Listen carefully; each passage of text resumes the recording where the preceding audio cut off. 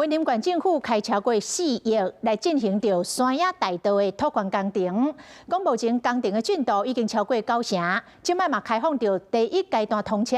讲安尼一来，民众为市区到高铁站会当近10分钟。请启动云921线马口大道拓宽工。 山野大道第一阶段正式通车，连接后尾市区甲高铁特定区的分9至一线，目前已经完成90%。县府24号透早开放第一阶段通车，方便民众来使用。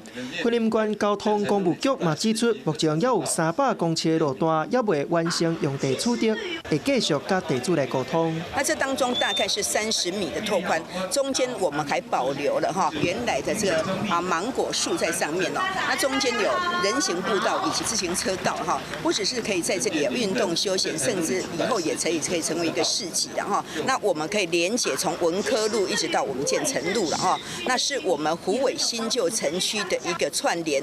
希望山野大道会当赶紧完成通车，让民众一条安全佮方便的路。Hello， 我是林仙怡。想要抢先掌握最及时的新闻资讯吗？赶快订阅、按赞、开启小铃铛，锁定华视新闻 YouTube 频道。